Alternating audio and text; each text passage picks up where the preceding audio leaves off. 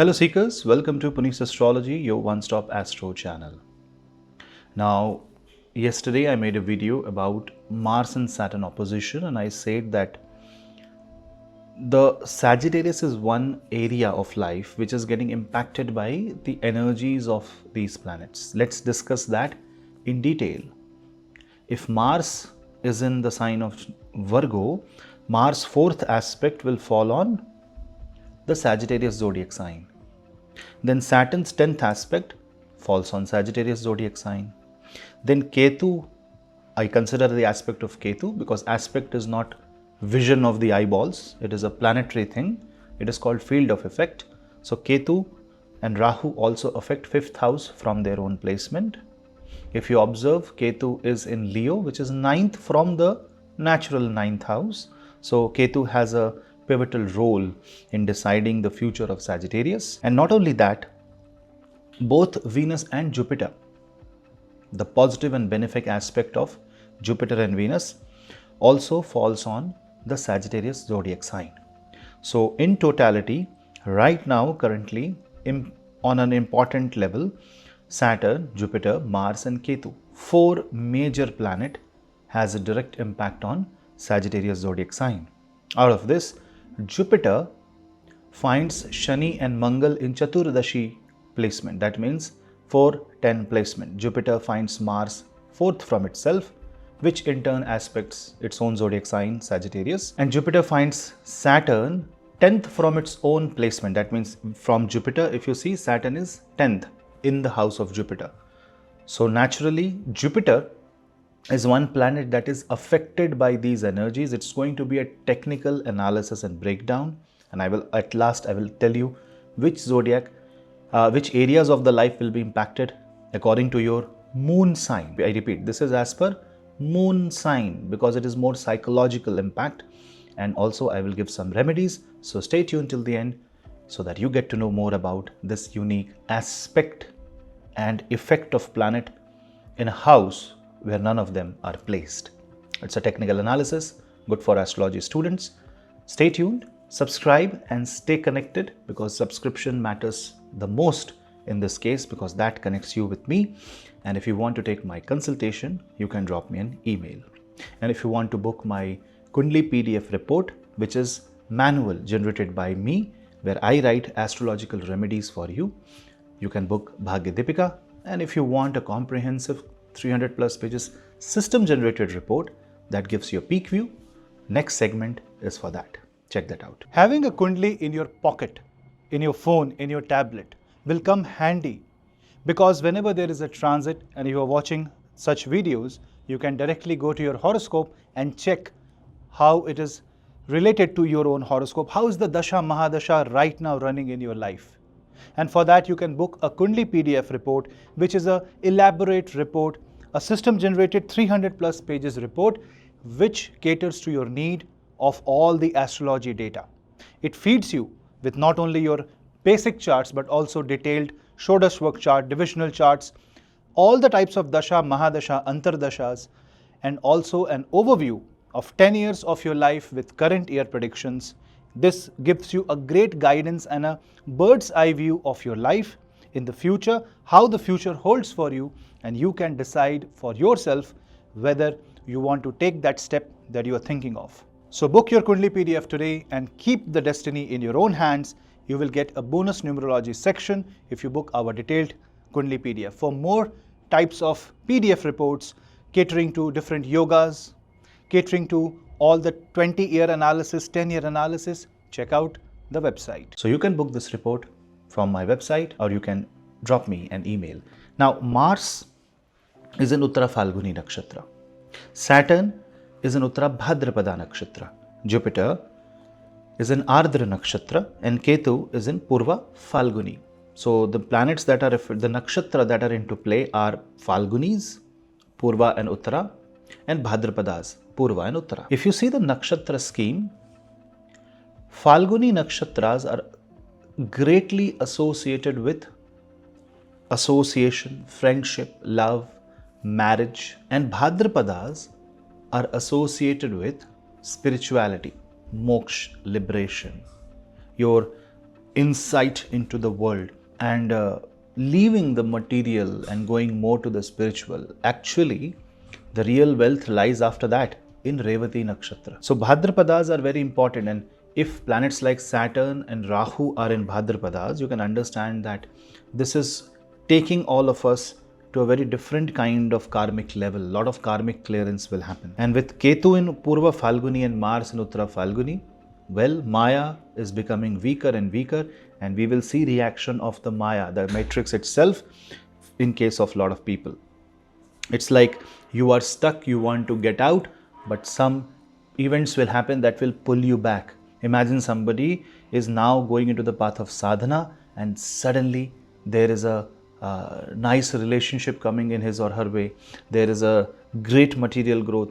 This is going to be the test for a lot of people. Why? Because Sagittarius is the dharmasthana. It is the place where the spirituality lies, the bhakti, the devotion, the dedication lies. Sagittarius is the backbone of the Kundali. And if this backbone is hit, that means the planets are either going to suddenly pull you towards Maya or break you so that you can go into the spiritual places. And this is going to be a challenging time, especially for Sagittarius ascendants, Sagittarius moon sign natives, and people who are running Jupiter Mahadasha or Antardasha. You are also going to experience this tidal force. And because this is aspect, this is not something that is directly impacting your life. It is going to be subtle. It is going to be behind the scene. It's going to be something where you are more focused on the energies that are more latent in nature, which is called something that is working in a sublime fashion and nothing on the face. Vyakt nahi hai. It is not expressing on the face, but it is more subtle.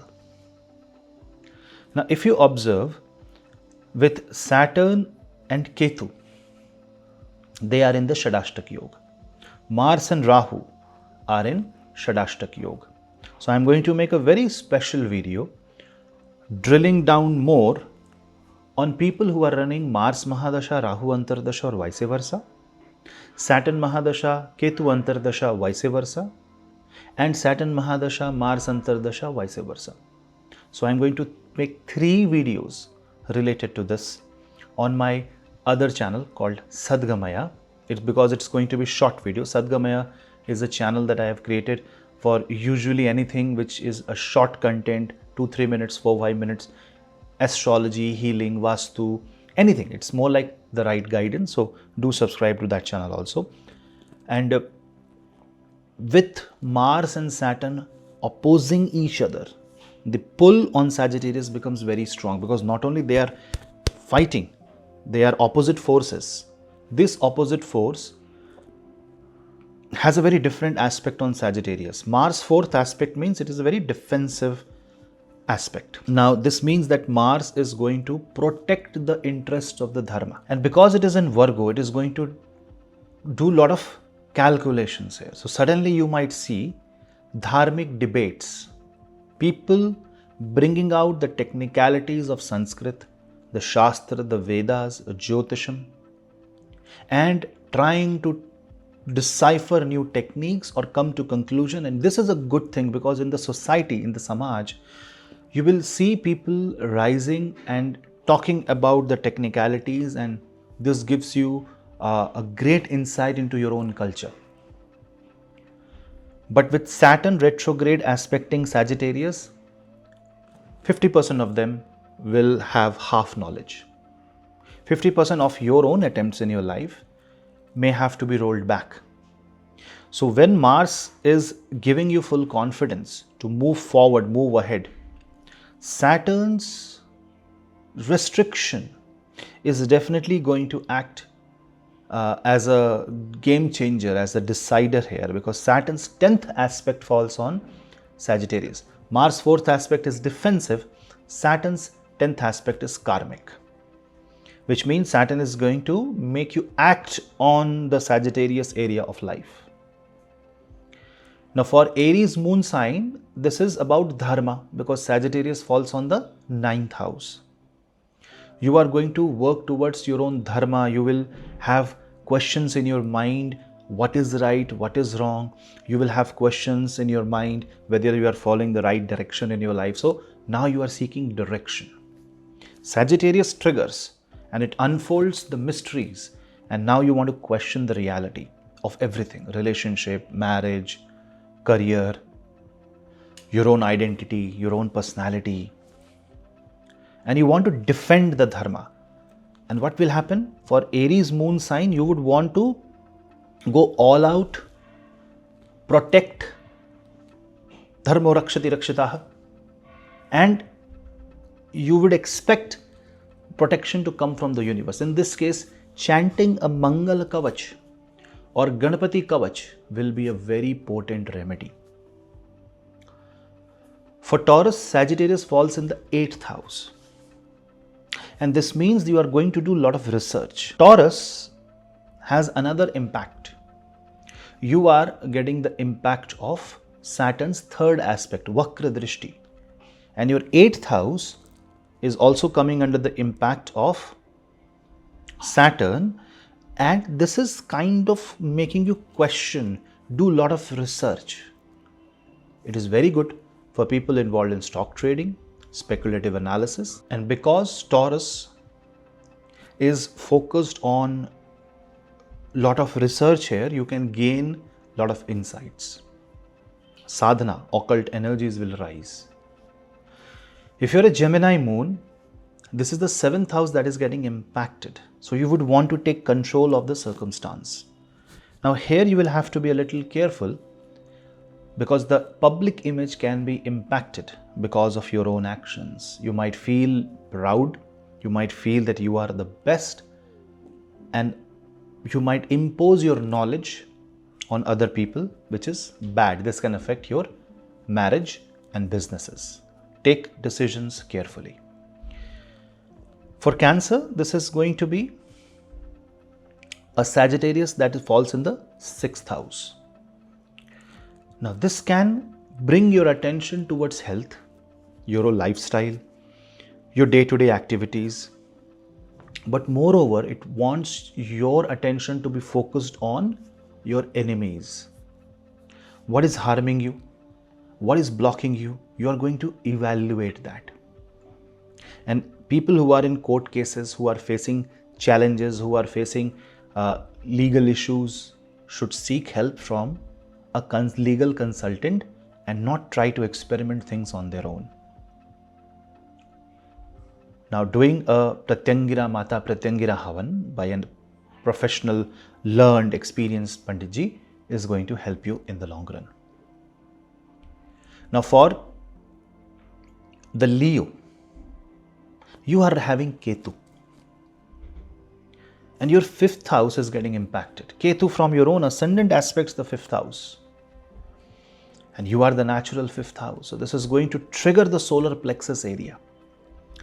Manipura Chakra or the solar plexus chakra gets impacted. So focus on that chakra and do solar plexus meditation. Fear will naturally come out. You might feel scared. You might feel confused, perplexed. At times very curious. This mixed emotion can affect your overall health. It's like the Devasur Sangram is targeting your own Amrit. People will become jealous of your own success. So be careful. Shout in silence. That means let your karma speak. You should control your words. Praying to Bhagwan Narasimha is a very, very good remedy here. For Virgo moon sign, Sagittarius falls in the 4th house. With 4th house energy, this affects your mother. This affects your own health. This brings your attention to your comfort zone, your house, your car, your assets. And this area of life is going to get impacted, and you are going to bring modification, changes in this area of life. Now, naturally, your assets may get reduced because of the friction of Saturn and Mars. Good time to sell something. Good time to go for long-term investment. But if you want a quick purchase and enjoy, that may not happen. So think carefully. Is it a bad time? No, but Sagittarius takes a hit. This is the time for career development because Jupiter in the 10th house aspects the 4th, which means commercial investments can be good. For Libra, Sagittarius is the 3rd house. It is your expression, it is your siblings, it's your short-term travel. And with Saturn and Mars aspecting that, especially for Libra, Saturn is aspecting the Sagittarius from the 6th house, which also means that under the guidance of Guru, you will shine bright. If you do your karma properly, you will shine bright. But if you try to show that you are the best, then there can be challenges. This is the time where you will feel less restricted, and that restriction can sometimes be good. Fear can sometimes be good for you. Jupiter from the 9th is aspecting Sagittarius and also your ascendant. So make the best use of it by becoming humble and polite. For Scorpio, it's very interesting because Sagittarius is your family. Sagittarius is your money, it's your bank balance, it's your wealth. And with Sagittarius coming under the impact of Saturn and Mars, Mars being your own ascendant lord and Saturn being your 3rd and 4th lord, this means this can change the equation of your family. Your energy connection with your family can alter. Sometimes it can be altered because of a fight, because of a verbal confrontation. The end result will be good, but you need to be very polite, very humble and considerate towards your loved ones. Financially, this can be a challenging time, but the challenges that you're going to face and the decisions that you will take because of the challenge will actually make you happy in the long run. For you, I will say praying to Bhagwan Hanuman is going to be a very good remedy. Now coming to Sagittarius, your own moon sign, your own ascendant is under the impact of Dhanu Lagna and Dhanu Rashi, which means that you have to reconsider a lot of things. Your focus should be completely on career and business. And you will see you will be more outside your house than inside your house. People who are working from home will convert their home into office. It's more like karma. It's a karma pradhan, karmic oriented energy shift for you. You need to focus on the right path because Ketu in the 9th can deviate you from the usual and take you to a very different tangent that you have never seen before. So be prepared for a new life's journey. Good or bad depends on your own horoscope. But for sure, I will say that Jupiter in the 7th, once it goes in Punarvasu, will give you some sure shot success. For you, the remedy will be praying to Bhagwan Mahavishnu by chanting Om Namo Bhagavate Vasudevaya and praying to Mata Durga by doing Durga Saptashati Path and Yajna. For Capricorn, this is going to be a very interesting take because Sagittarius is your 12th house. Saturn from the 3rd aspects the 12th, while Mars from the 9th aspects the 12th. There is a lot of movement that is going to happen in your life. Foreign travel, spiritual trips, and maybe trip to different cities for work purpose.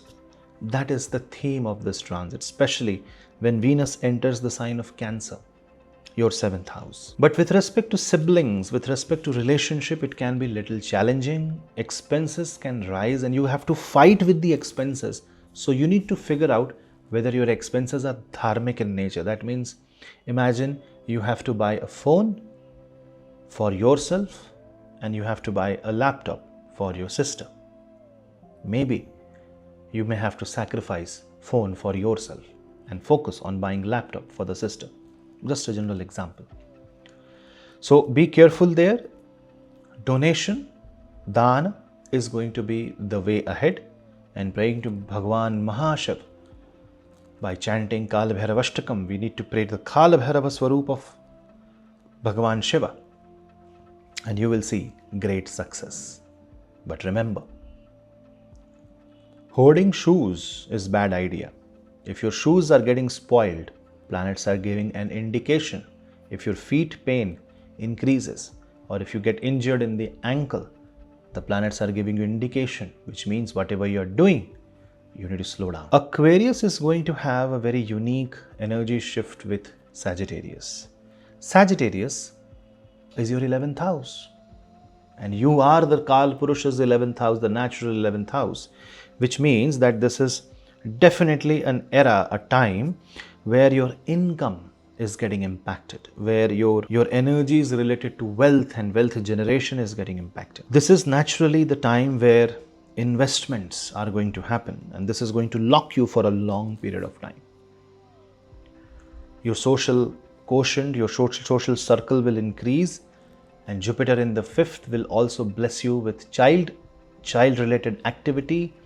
Your project, if there's no child, your projects are going to boom. You will become more productive. You will focus on becoming more productive. You will bring necessary financial changes that will make you more productive. Income is bound to increase, but 11th house push and pull may also mean that you will also have to change yourself completely. It's a very, I will say, a humanitarian transit where your act of charity will be actually dominating your mind.